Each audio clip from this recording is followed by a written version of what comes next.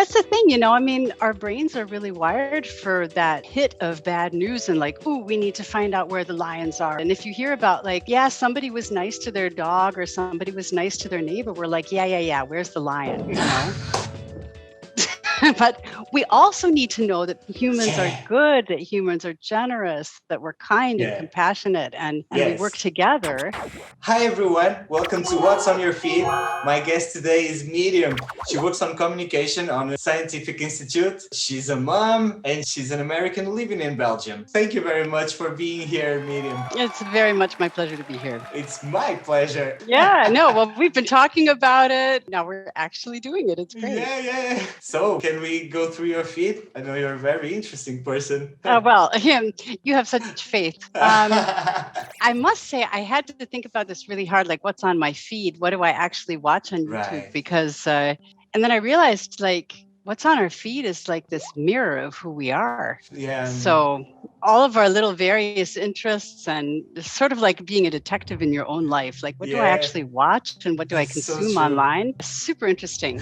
I realized that I spend a huge amount of time with Trevor Noah. He's one of my faves because he helps me stay in touch with what's going on in the States. And he matches my politics, which is always nice, right? Yeah. Brings the blood pressure down when you're listening to people that agree with you. One of the things I realized, I use YouTube not only to entertain myself, but also to inform myself. And I think what's so cool about what Trevor Noah does and a couple of the other people that I watch is that they are simultaneously informative and entertaining and funny and poignant. And it's like you get everything all at the same time. Yes, so it's edutainment, right? Yeah, edutainment, exactly. Yeah. It really works for me.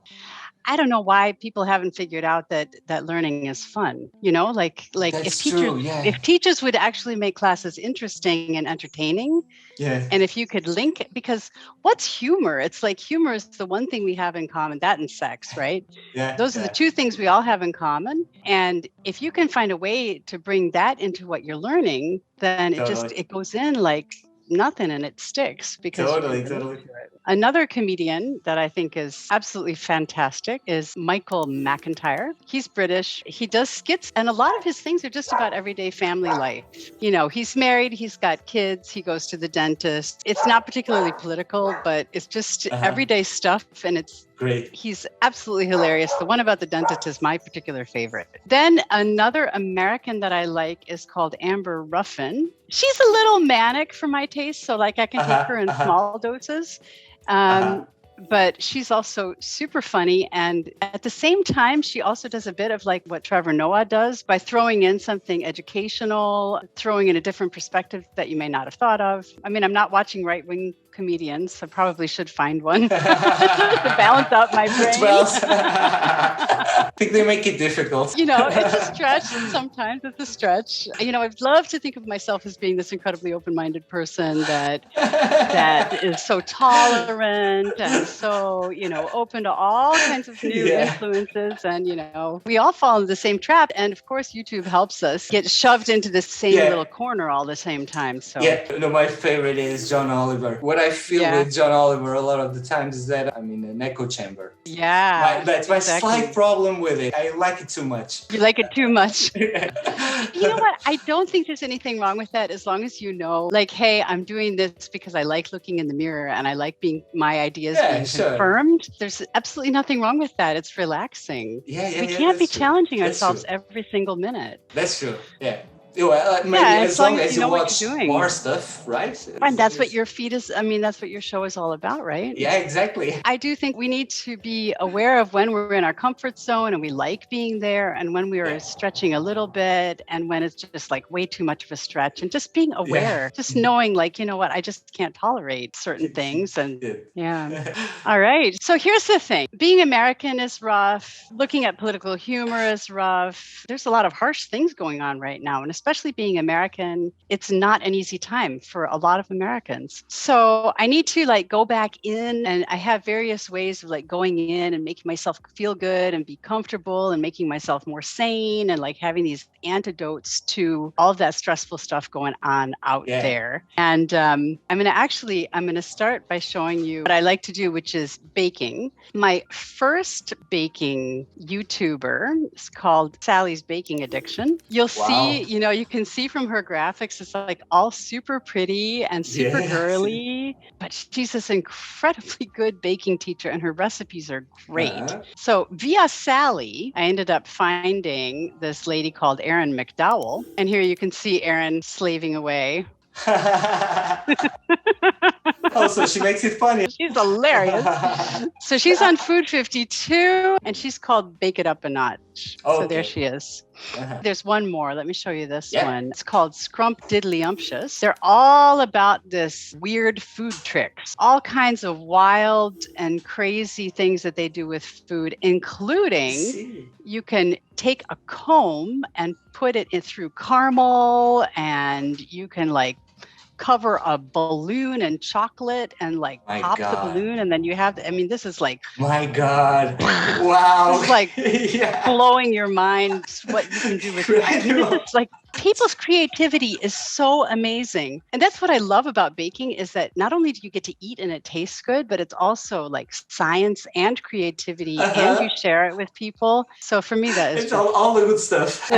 Everything all wrapped into one, right? It's not even like nothing very strange or complicated, right? No. It's all stuff that you can do really easily. I find it very funny because you have like a hamburger, but then when you shape it as a ball, it's a meatball. But it's the same thing, right? Exactly. Exactly true.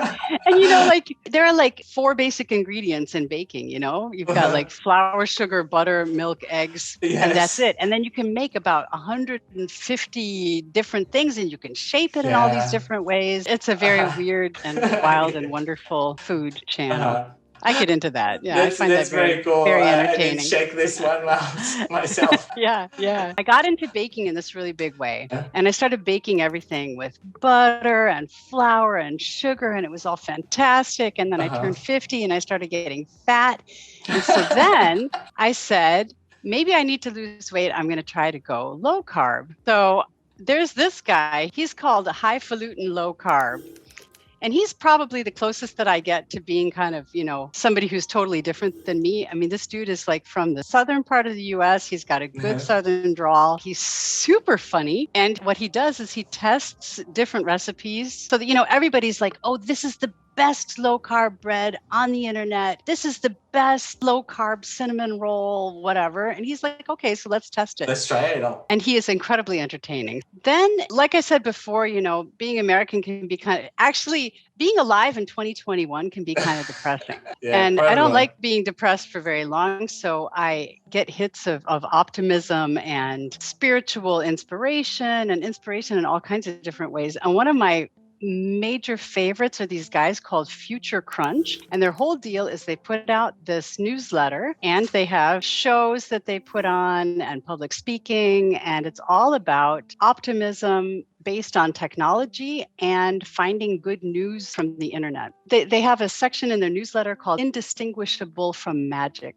And they're talking about everything from nanotechnology to you name it, they're talking about it. And they're like, look, technology really can save humanity if we use it well. And there's a whole bunch of good stuff going on in the world that you don't necessarily hear about, like progress that's being made with the environment and women's rights and all of these really positive, good things that are happening. So I recommend them very highly. I'm imagining that some of these news don't sell as well. That's the thing, our brains are really wired for that hit of bad news and like, ooh, we need to find out where the lions are in the neighborhood so we can protect ourselves and our families, and then we just, all we hear about is that. And if you hear about like, somebody was nice to their dog or somebody was nice to their neighbor, we're like, where's the lion?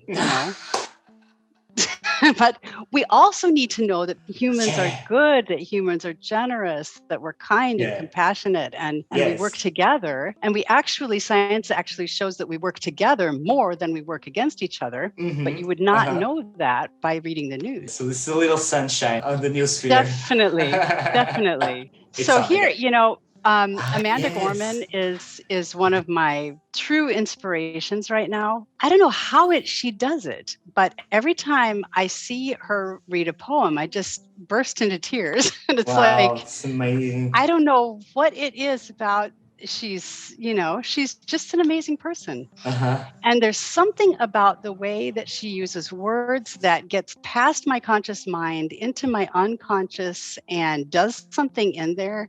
And I'm like kind of hyper aware of what's going on in my mind. So for her to be able to circumvent that Wow, I is see, an I see. incredible talent. I am truly in awe of this lady. Great. And that's also the wonderful thing about art. When art is truly successful, you're having this experience and you don't know why. So she's one inspiration. And then another inspiration, this woman called Barbara Sher. People call her the godmother of coaching, of life coaching. She died recently, and she was really most active or started in like the late 70s, 80s in America. She's freaking so inspiring. And I found her book, which is called Wishcraft, like crafting your wishes. I found that book somewhere around I don't know when it was. And it's a super practical little book about, okay, so if you have a dream, it's good that you have this dream. You must do it because you're having this dream. You must follow it. She's like, that for her is that's totally crucial, clear. Right? Yeah. Yep, that's just the way it is. If you have a dream, you must follow it. She said, here's the process to follow, blah, blah, blah. So I've been using this book. It's been like my little Bible ever since then. And one of the things that she discovered, let's say, is that some people like me have a wide range of different interests, and we're not supposed to be interested in one thing only. So she calls people like us scanners, as opposed to divers who have maybe like one real interest, like a passionate musician or a passionate athlete will be like totally focused on this one thing and just go way into it. For people like me, I have like 1,000 different interests, and I've already done 1,000 different things, and I hope to do 1,000 more by the time I die. And that, for me, that's what life is all about. Yes, right? Totally. I agree. She has a couple of other great books. One is called I Could Do Anything If I Only Knew What It Was. Yes. And there's one about, like life begins at 40. I'm sure very inspirational. I'm sure that some of your viewers are not there yet, but believe me, it's a little scary once you reach 40 or 50, and then you're looking at the rest of your life like, oh shit, was that it? Yeah. He's like, yes. No. It's just beginning. It's actually about to get really good. Awesome. I was like, wow. Yes. All right. Okay. So I can't recommend her enough. I love people that say, if you have a dream, you must go for it. Yes. None of this like, oh, that's not realistic, or, oh, you can't make any money with that, or, oh, you don't have time for that. She's like, nope, you have time to do everything you want. You just need to figure out how you're going to fit it all in. Like maybe you do 5 minutes of every single thing per day, or maybe you do 1 month a year, but you make sure that you get it in because it's a part of you that needs expressing.